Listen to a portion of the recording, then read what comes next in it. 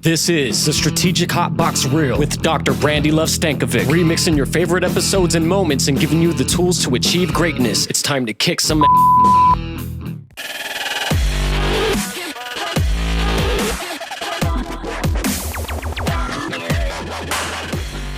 Welcome back to the Strategic Hotbox. Excited to have you here with us today. We have an incredible episode that we're about to dive into. As you know, it's your girl, Brandi Stankovic. I'm a motivational speaker, executive coach, strategic thinker, and avid volunteer, which will really lead us into our discussion today with the wonderful and beautiful Carlye Wund, which we'll learn about here more in just a second. And today's episode is how to fundraise for success. Volunteer to the top. About philanthropy and leadership. And we are going to talk today about giving is everything. Let's get started. As you know, we've been doing this podcast for a while now, and I was in a taxi literally this weekend in Mexico City, and I was having a conversation with the taxi driver, and he's like, what is this podcast? What are you up to? Why are you doing what you're doing? And I really framed it in the reference of the learn, love, and kick ass. And as you know, those are the segments. And really, because that's what it's all about to me. I'm forever a learner, forever ravenous for more, wanting to improve, wanting to be better. And that's how it plays into the learn section. And then in the love section, I think that this is so important because business is all about relationships. It's all about who you know, more importantly, who knows you, and what you do about those relationships, how you nurture them, how you create them, how you take them from one level to the next. An example of that, Carlye and I, like I said, that we'll get to know here in just a minute, we went to college together, and now we've been able to work together in a different front here many years later. And that's what it's all about, relationships and love. And then finally, of course, we have the kick ass, because honestly, all of this is just it's just a good time until you get out and actually do something about it, right? Got to get out there and kick some ass. Execution is everything. And really, when it comes to podcasts, we want to deliver education in an authentic way. And what I mean by that is sometimes get a little edgy, sometimes deliver it in a way that isn't normal, because that's life from my perspective. We go into the classroom or we go into some academia or some different institutions and things are so formal, like this is what we're supposed to be learning and how we're supposed to do things.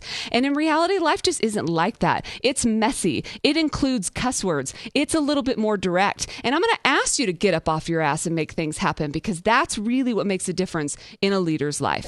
Our conversation today is about volunteering to the top. And what I mean by that is two different sides. Volunteer to the top through volunteering from a philanthropic standpoint or charity, but also volunteering from the top from a get off your ass and realize that you can't always just get paid for everything that you do standpoint, right? And what I mean by that is I was having a conversation with a good friend just the other night about entrepreneurship. And he said that you aren't an entrepreneur until you've risked everything, till you've gone out and you've sacrificed it all. Said you aren't ready to be a leader until you've given yourself completely. And there's something to that. I say until you've volunteered your time, your energy, your money, whatever it takes, then you really aren't extending yourself. You aren't really giving yourself completely. And until you do that, you really aren't a leader, right? And so I think that becomes part of the leadership journey. And it certainly has been a big part of mine. And I am working with a vendor or business partner now who has just recently created their business. And we're going through a lot of the growing pains with them. And one of the things that I'm finding is that there's like this expectation that their clout is going to pull them through. And one of the things that I know is going to come back to bite them in the ass is the fact that it really isn't going to. You have to earn certain things, but I'm allowing them, in a sense, to experience some of that. You have to work for free. If somebody asks you to do something, say yes. Volunteer, go for it. Be the person that says yes. Offer your services for free. Do it. Earn it. Be there. Because then eventually you're going to have that reputation and clout to say that you can easily charge for it because people know you're worth it. So when it comes to philanthropy and leadership, what's philanthropy? And as I mentioned, how is it different than charity? Steve Gunderson, who's the former CEO and president of the Council of Foundations, has described the distinction as charity is short-term, or tends to be short-term, emotional, and an immediate response, focused primarily on rescue and relief, where philanthropy is much more of a long-term strategic approach, and it's focused on rebuilding. So when it comes to a charity, it's kind of a give out based on an immediate response to something. And philanthropy is how you help someone to support them in the future. If we go to the parable of the man fishing, right? So I would imagine that charity is really giving a man a fish, where philanthropy is more teaching the man to fish. And one of Goodwill's favorite sayings is that charity can be a vital handout in someone in need, but philanthropy is the hand up that allows individuals to find lasting success. Charity can be a necessity always to addressing more immediate concerns, but really we want to get to the root of the problem and figure out why people are the way that they are. And I've mentioned before on the podcast that I work with Emergency Aid of Southern Nevada, and at Emergency Aid, they do give relief, they do give charity to people in need. So if someone needs an emergency rent, or they need to have their bills paid, or they need food in the food pantry, they have those services there available to their members. However, one of the ways that they're trying to build in philanthropy is we recently started that financial literacy program in teaching the people there how to better manage their money and how to better understand how they've gotten into the situations that they've gotten in. Now, some are due to tragedy, some are due to situations out of their control, but what do they do now? But what does it mean to truly give? I think that answer is subjective, and for every person is a little bit different. Some people give their time and some people give money, and it always depends on that emotional connection that people have to the cause. I think that today, being socially conscious or supporting the socially responsible organization or being active in that is become the norm. In fact, it's moved from like hipster to just normal, right? No longer is it like a hipster mustache type thing. It is something that most people are doing, and because consumers love it. It creates loyalty. It is something that all of us that feel something for inside our guts. The number of nonprofits do continue to increase, and the needs of individuals, communities, and tragedies, unfortunately, also is ever increasing. So sometimes as an end consumer, as an end person, as a human, it's hard to know where to focus or who to support, or if you wanted to, how to get involved and where we should do that. And some of the fundraiser champions out there, for those of you that are in that role, it's hard to engage people in that charge. Getting them to take action a lot of time requires more than just a phone call like the good old days, right? Or more than just a website, like build it and they will come. No, right? We've got to be able to engage people, and what does that look like? And it really is about that emotional connection. So what role does storytelling play then? Storytelling is so important because it puts your donor, your fundraiser, the person who you are reaching out to in the position to feel like they can help, because everyone wants to help someone, right? You want to feel like you've done something good, like it makes you feel good to help people. And through storytelling, you can really get you can pull on their emotions, and you can let them know what it feels like to be in that situation. Because maybe I've never been a firefighter battling cancer, or, I don't have a child who has cerebral palsy or whatever. So I don't know what it is to live that way. And to be able to storytell and get them into that moment. And that's when they're moved to donate, is when they feel connected to the person in the story. I absolutely love that. And what the way that you're describing and articulating now plays into what I was saying with the University of Nevada too, and the way the students are like, they make you feel like you're a part of the university again, or a part of the continuation of the university. Wonderful. And growth. Yeah, exactly. So I've been lucky enough to be your quote unquote volunteer manager for in these major events for the last few years. And the Black and White Party is probably one of the most fun and spectacular events. And I know the volunteers love to be involved in the entertainment, because you have entertainers from all over the strip, all the strip shows and things that come to the show that participate, and they volunteer their time to be there as well, right? Yeah, what's awesome about this is that the whole event is put together by people that really just want to be a part of the party for all the right reasons, right? The entertainers donate their time. Even if there's people like our sponsors, right? They come in and they volunteer to give us their magazine ads and all of that stuff. So it's not necessarily like always hands-on, but the important thing is that if you have a talent, whatever that talent might be, if you can give that talent. So some people always think it's like you're in the trenches or hands-on with the clients. Right. It's not. Sometimes it's, if you're a singer, sing. If you're a dancer, dance. If you're a tech person, help us with tech. If you're lighting, sound, All of that goes into it. So If you're a doctor, if you have a business, give us a silent auction item.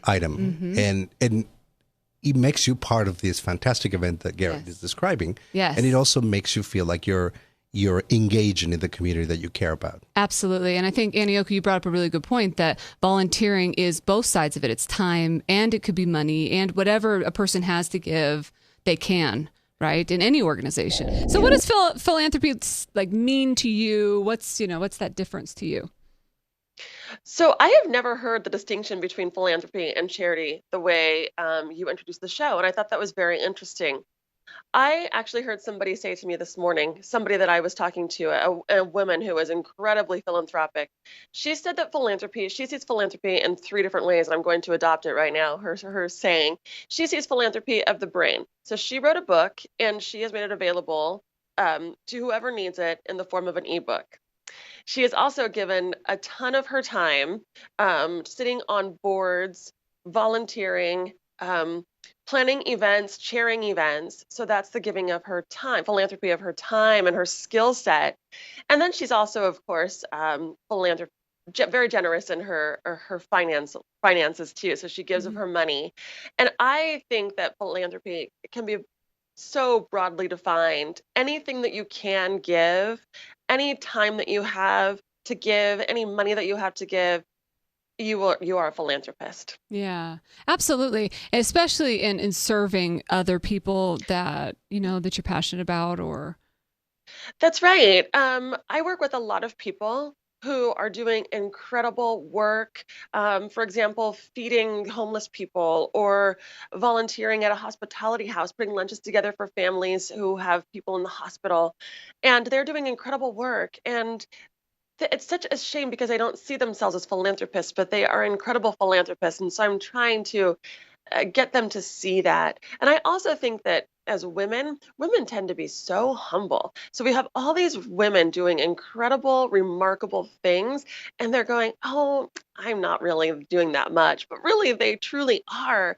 And especially people who have limited means or don't have the means to really donate, much money. The giving of your time and even mentoring, philanthropy comes in so many different forms. Taking the time to talk to somebody, I think, is philanthropic. I teach my children who are almost 11 and 12 years old to be philanthropists any way they can. If that means they're going to write a nice letter to somebody and give it to them because they're having a bad day, that changes lives. And history, that's really interesting. So history probably supports storytelling in what you do. Yeah, 100%. There's a lot of storytelling in history. Yeah, I mean, history to me is all about how do you make a connection? How do you connect the past? How do you make the past relevant to the present and to the future? And how can a community leverage history to continue to grow, to improve the quality of life for the people that live there? Yeah. I think that's all the way down to the individual. I do have a funny story that happened. I went to a donor's home. I was invited to her home, very wealthy woman that lives in Rancho San Fe, very nice area part of San Diego. And I went to her home and I didn't know what to expect. And I was very nervous because it was just her and I.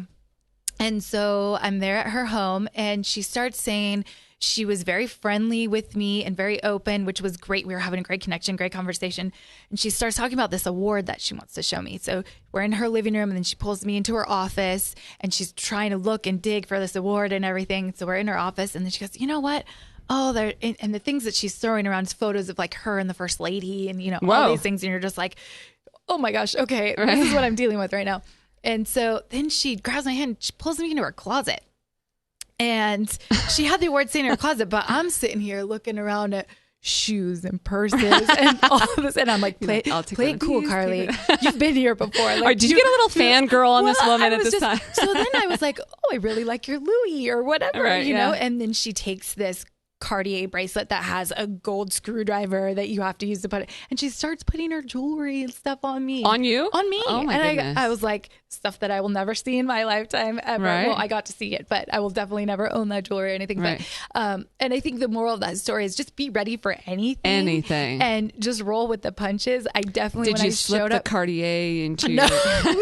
no. Just joking. I mean, no, be honest, be transparent. But, Right. you know, you can ask for the Cartier, but you don't just take it. Right. But, so with all of these volunteer opportunities, all the different levels and the ways that people get involved at your organization, how does that make somebody a better leader? Well, when you surround yourself with other people of the like mindset, right? It's kind of innately happens that you are surrounded by people that want to lift you up. And if you're around that environment, it's just natural that you're going to be surrounded by caring, loving others. And that's really who we want to be around in life, right? Because that's what brings you to the top. So you're building relationships with other leaders that are going after passionate things and building each other. Antioco, do you want to add to that? But the power, I think, lies on, they come to you, let's say, for free, because they want to give you something. And that is a great opportunity that you don't always have as a business owner or as a director. And so you want to be able to see what skills, what talents they have. And it's an honor for them to bring it to you. And you want to be able to cultivate that and let it expand. Sure. And when you expand it, they themselves get very surprised as to how far they can get. And they begin to see the leadership skills that they probably don't see. And you empower them and shape their skills. And, you know, I have to surround myself with people that are much more smarter than me. Otherwise, I will not be able to continue the organization according to how I have it. And so is there a tipping point do you find, because the Worldwide Foundation has many programs throughout the years beyond the two that you've highlighted, but is there tipping point moments or maybe in other experience that you've had where someone then does take action and give? Yeah, absolutely. When you get, and I'll use two examples. When you get what I call a major donor, a major gift contribution, and you know immediately that those funds are gonna be able to transform a particular initiative of a program or evolve a program to the next level that is ultimately going to affect positively a certain number of individuals or communities around the world. I think that's a powerful piece. I think the other piece that's maybe a little bit unknown or unseen is when you get a large quantity of what we tend to call, I mean, every dollar matters, right? Absolutely. Literally. But when you get a smaller dollar amount contribution from an individual and those stack up to equate to a large sum of support that then equates to the same amount of impact, I think there's a lot of gratitude and there's a lot of there's a speciality to that. Yeah. So it's the culmination, the synergy that's created of the every dollar piece. Right. So there's cooperativism in that. Yep. The other side of it is also, I think there's sometimes a moment of competitiveness that can happen. Yep. That's a really positive spirit that can occur in event-driven donor environments. Right.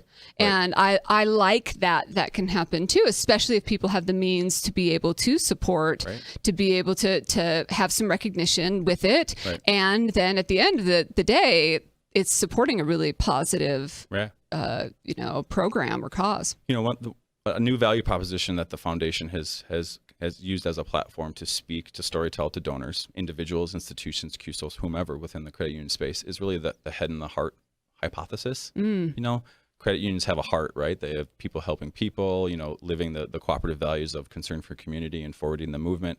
But then there's also that heart side is how can this time, talent, treasure, if I leverage this to support something that the foundation is doing, how is it going to help grow my initiative? How is it going to help grow my credit union or help me reach my members or develop my staff? So the foundation is really pivoting towards a really balanced approach in terms of, hey, we're always going to be about forwarding credit unions and helping members through credit unions.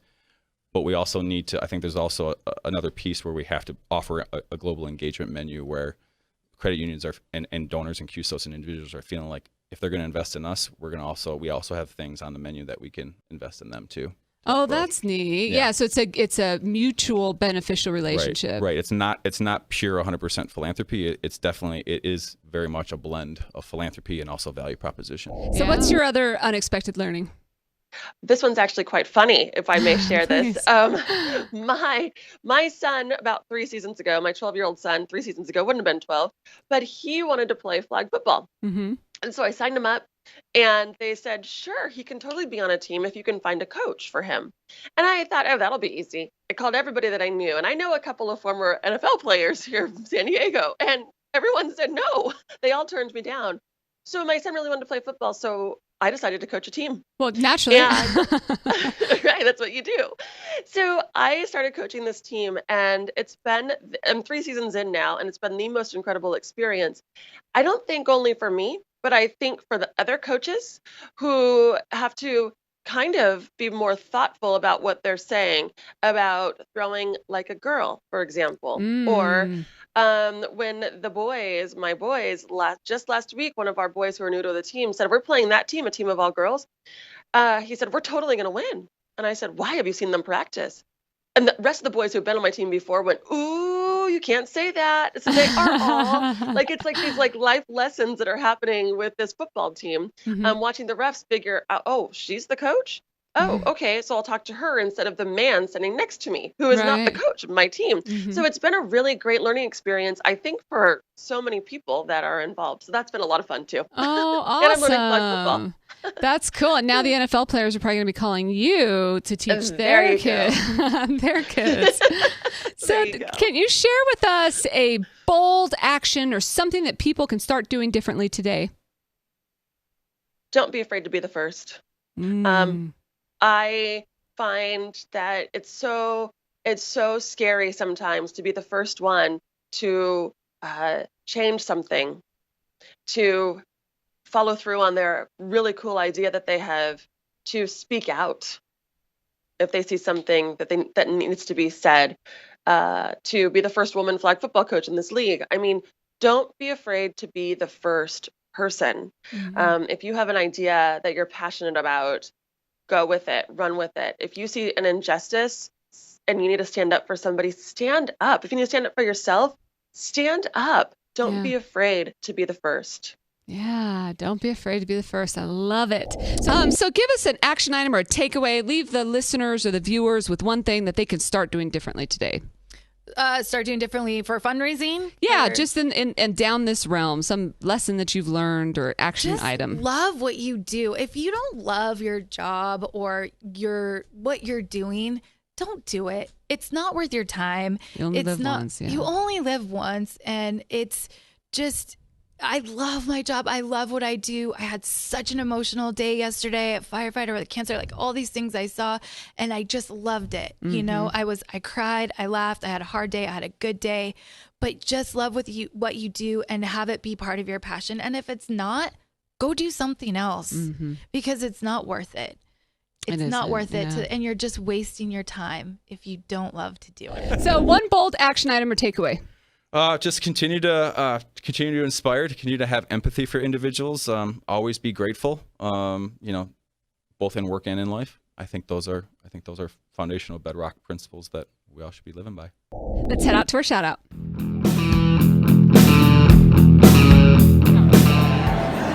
Hi, Brandi. It's Jacob from the Vienna Boys Choir. Hi, Brandi.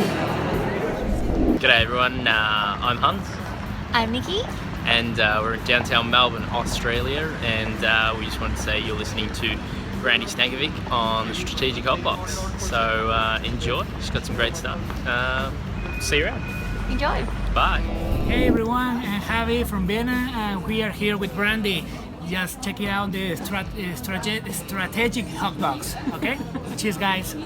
Bye. Hey everyone, this is Lena Giacomopoulos. I'm coming to you from Thessaloniki, Greece. So welcome, kalos ήρθατε. Shout out for the Hotbox. Hope to see you all very, very soon, whether it is in Thessaloniki here or any part of Greece. Our top 5 kick-ass. It's our favorite time. Number 1, how perfect is this? Do good. Do global good. It's time for you to figure out your focus, to figure out what's right for you, and figure out how you can do good in the world to give back. And then the second action item is to volunteer for, and I put ... but something that you need more of. Maybe you need a little humility in your life. Maybe you need some skills or experience in like event management or leadership or any of those things. Maybe you need a little love in your life. Maybe you need support. Maybe you need any of these things, but volunteer for that and go into that knowing that, right? Say, I need this, and then find a volunteer opportunity that'll fulfill that. Number 3 is to create besties. Carlye framed it in a very cool way of just saying getting out there and building relationships with the community and the people that shoot in different donors, but also just having those relationships with people that are out there, because donors matter and they want to be part. They want to feel like they're a part of it, which is kind of cool with the way that they frame it with firefighter aid and the 9/11 stair climb. But then you're in it. You're feeling like you're a part of it. Also true when I was giving you the University of Nevada example, it's creating the relationship with the people that will give back. Number 4 is ask how to give back to a community that helped you. I had my son at St. Rose here in Las Vegas, and I'm a huge supporter of Children's Miracle Network hospitals. And my son spent a very short time at the NICU. And so I was feeling like I really wanted to give back specifically to that NICU here in Southern Nevada. So I called him and I said, hey, what can I do to help you specifically besides writing a check to Children's Miracle Network hospitals? And they said, you know what we need? We need some gently used toys in our little area for some of the kids that come through. And I'm like, done, right? So I have 2 little kids, as you know, 2 little beefers that have way too many damn toys that I'd be happy to off some of the toys that we have in our house. But it was also a really good experience for them to say, I'm giving some of these toys to kids that really deserve it or need it or are going through something in their life. So it was a great opportunity for the whole family to go through this process. And all I had to do was pick up the phone and ask. And number 5 is to practice inclusion. I think that if you are a volunteer organization or people want to be involved in your efforts, let them get involved. I mean, there's nothing like volunteer internship. There's nothing like free help, right? And if you can't help them, maybe somebody else can, or you can't, get the, or have the need the help, then I know a lot of other organizations can. And so how can we support and spread the word of other people? There's your top 5. Kick-ass.